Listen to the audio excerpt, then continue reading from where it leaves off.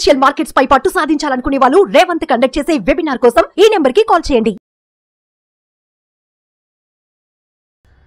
నమస్తే, welcome to Suman TV. నేను విష్ణు. ప్రస్తుతంతో పాటు NISM and CRISIL certified wealth manager Revanth Chalamala ఉన్నారు. వారితో మాట్లాడదాం. నమస్తే రేవంత్. నమస్తే అండి. రేవంత్, రెగ్యులర్గా బిజినెస్ మ్యాగజైన్స్ చదువుతుంటాయి కదా. అవును. రీసెంట్గా బిజినెస్ మ్యాగజైన్స్లో ఎక్కువగా అంటే మోడర్న్ ఇన్వెస్ట్మెంట్స్ ఆప్షన్స్ ఎక్కువగా కనిపిస్తున్నాయి, ఎక్కువగా వినిపిస్తున్న విషయాలు ఏంటంటే మ్యూచువల్ ఫండ్స్ ఒకటి, PMS ఒకటి, AIF ఒకటి, తర్వాత రీట్స్ ఒకటి, తర్వాత స్మాల్ కేస్ ఒకటి. సో ఇన్ని రకాల కొత్త కొత్త ఇన్వెస్ట్మెంట్ ఆప్షన్స్ అన్నీ ఇవాళ తెర మీదకి వచ్చాయి. కాబట్టి ఏంటి అసలు మ్యూచువల్ ఫండ్ వర్సెస్ PMS అంటే ఏం చెప్తారు, PMS వర్సెస్ స్మాల్ కేస్ అంటే ఏం చెప్తారు, స్మాల్ కేస్ వర్సెస్ రీట్స్ అంటే ఏం చెప్తారు, ఏంటి అసలు దేన్ని ఎలా అర్థం చేసుకోవాలి, ఎలాంటి ఇన్వెస్ట్మెంట్ ఆప్షన్ ఎవరికి ఉపయోగపడుతుంది, అసలు మనకున్నటువంటి ఈ రకరకాల ఇన్వెస్ట్మెంట్ ఆప్షన్స్లో మనం ఏదైనా ఒకటి సెలెక్ట్ చేసుకోవాలి అంటే అసలు ఎంత పెట్టుబడి మనకి అవసరం ఉంటుంది? రైట్. సో బేసిక్గా మీరు చెప్పినట్టుగా అసలు దేనికి ఎంత పెట్టుబడి అవసరం, అసలు ఎవరెవరు దేన్ని ఆప్ చేసుకోవాలి.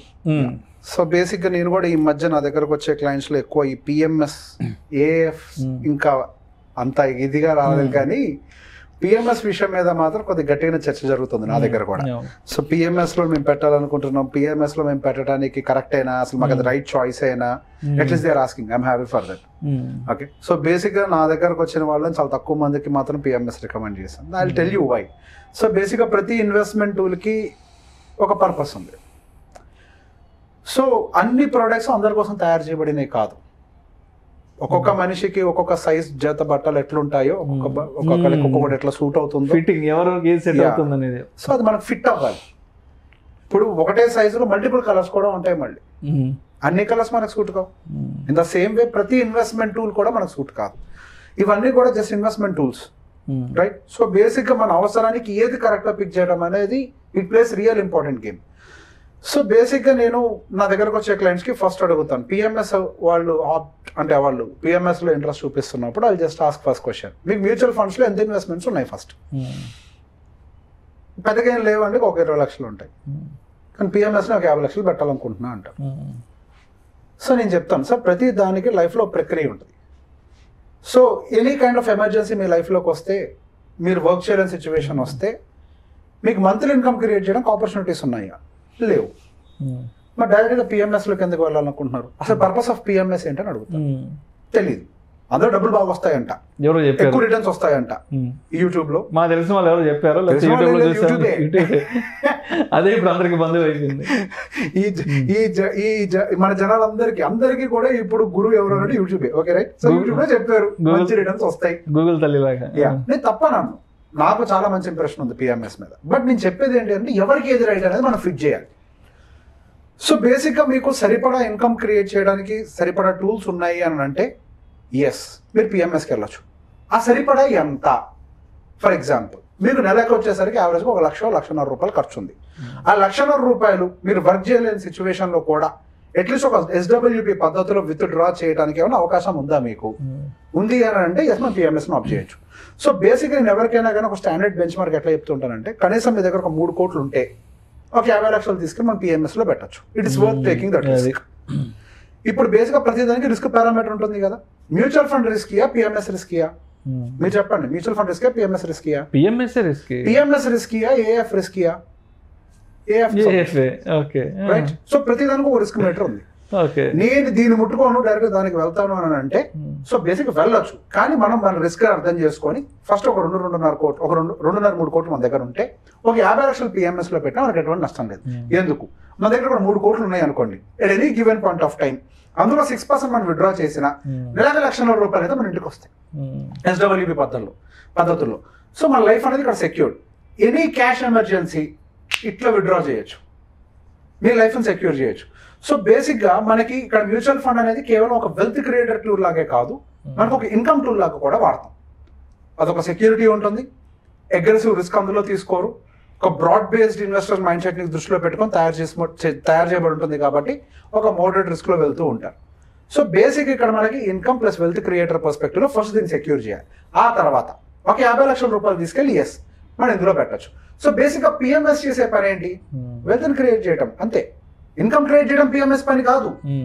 అక్కడ ఒక స్టాక్ ని కొని అమ్మటం అనేది వాళ్ళు చేస్తూ ఉంటారు. దాని మీద వచ్చే ప్రాఫిట్స్ మనం చూసుకుంటూ ఉంటాం, ఇయర్లీ వన్స్ కుదిరితే తీసుకుంటాం.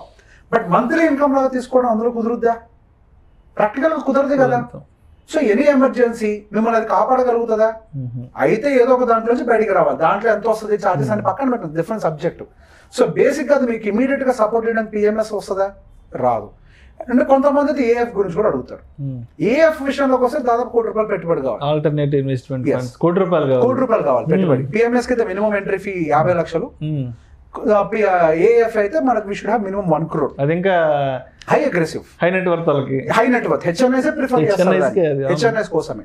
సో దానికి నేను ఎంట్రీ లెవెల్ ఎట్లా చూస్తానంటే at least we should have 10 crore in mutual fund or 8 crore, 8 to 10 crore in mutual fund, 1 crore in PMS and next 1 crore in AIF. So basic గా ఇట్లా డివైడ్ చేసుకుంటే వెళ్ళాలి మన రిస్క్ ని. సో బేసిక్ గా AF అనేది చాలా రిస్క్ తోటి వెంచర్ క్యాపిటల్, డెబ్ట్, కమోడిటీ, ఈక్విటీ వాళ్ళన్నీ పిక్ చేస్తారు, ఒకటి అని కాదు. మన పిఎంఎస్ అంటే ఓన్లీ స్టాక్స్ కి పరిమితం అవుతాం. లైక్ వాళ్ళకి ఏంటంటే ఏఎఫ్ లో will have more other opportunities.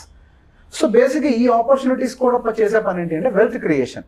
నాకు రెగ్యులర్ ఇన్కమ్ కావాలంటే వాటి నుంచి క్రియేట్ చేయడం సాధ్యం కాదు, వెల్త్ క్రియేషన్ పర్స్పెక్టివ్ లోనే చేయాలి.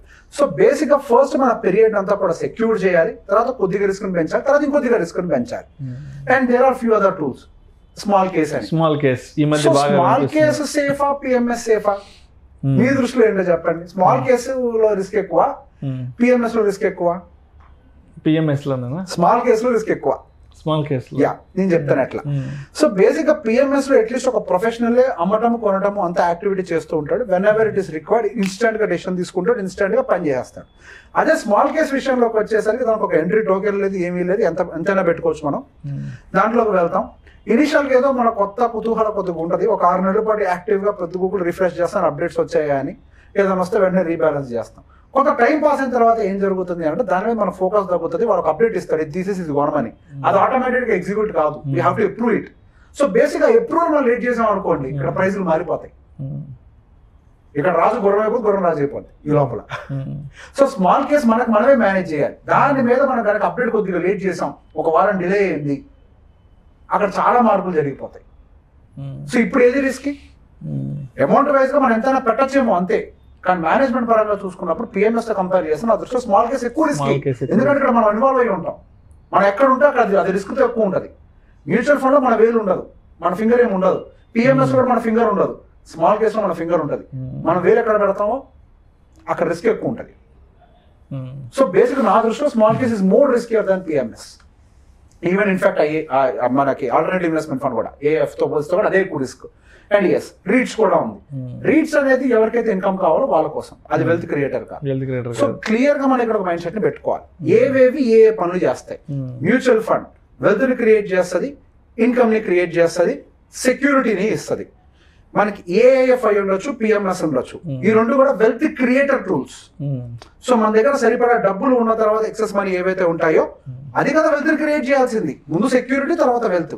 వాటిని పిఎంఎస్ అండ్ ఏఎఫ్ లోకి క్రమ పద్ధతిలో తీసుకొని వెళ్ళొచ్చు. స్మాల్ కేస్, ఫుల్ టైం నేను ఇన్వెస్టర్ గా ఉంటాను అంటే అట్లీస్ట్ పర్ డే నేను 2-3 years స్పెండ్ చేస్తాను టైం ని రీసెర్చ్ మీద, వాళ్ళు ఇచ్చే దాని మీద అన్న వాళ్ళు స్మాల్ కేస్ ని పిక్ చేయొచ్చు. ఇంకా నేను ఆల్మోస్ట్ ఎడ్జ్కి వచ్చేసింది నా లైఫ్, నాకు ఒక 5-6% నా క్యాపిటల్ మీద రెంటల్ ఇన్కమ్ కావాలనుకున్న వాళ్ళు ఇన్కమ్ పర్పస్ లో రీట్స్ అప్రోచ్ అవ్వచ్చు. సో బేసిక్ గా ప్రతి దానికి ఒక పర్పస్ ఉంది. పర్పస్ అర్థం చేసుకోకుండా మనం వెళ్ళి కనుక దీన్ని టచ్ చేస్తే అది మనకు పని చేయదు. వాటి పని చేసుకుంటాయి, అది నీకు పని చేయదు. డిఫరెన్స్ అది. అందరు అంటారు పిఎంఎస్ అయితే 50 వస్తుంది, 60% రిటర్న్ వస్తుంది. అది ఇస్తుంది కరెక్టే, కానీ నువ్వు తీసుకో దాన్ని. ఎందుకంటే అసలు నీ పర్పస్ వేరు. అది ఇచ్చేంత టైంలో నువ్వు ఉండవు అక్కడ. ఎవరికి సూట్ అవుతుందో, ఏది సూట్ అవుతుందో వాళ్ళు అందులో పెడితే వాళ్ళకి కావాల్సిన రిటర్న్, అది ఇచ్చే రిటర్న్ మీరు తీసుకోవాలి. Every product is not for every one. ప్రతి దానికి ఒక పర్పస్ ఉంది. We have to identify our purpose, and we have to pick it up. Every product is beautiful. So మొత్తానికి ఏదో మార్కెట్లోకి రకరకాల కొత్త ఇన్వెస్ట్మెంట్ ఆప్షన్స్ వచ్చాయి కదా అని చెప్పేసి దాన్ని వెళ్ళి వేలు పెట్టకూడదు. అది సో మన ఇన్వెస్ట్మెంట్ గోల్ ఏంటి, మనకు అసలు ఎంతవరకు సరిపోతుంది, దాంట్లో ఇన్వెస్ట్ చేయడానికి మనకంత ఫైనాన్షియల్ పొటెన్షియాలిటీ ఉందా లేదా అనేది ఇవన్నీ అనాలిసిస్ చేసుకొని మనం దేనికి సరిపోతాం, ఏది మనకు సరిపోతుంది ఎస్ అనే దాన్ని వైపుగా మనం అడుగులు వేయాలి. అంతే, అది అప్పుడే మనం కరెక్ట్ రిటర్న్ తీసుకుంటే మన లైఫ్ కూడా బ్యాలెన్స్ ఉంటుంది. Right. Thank you so much Revanth. Thank you అండి.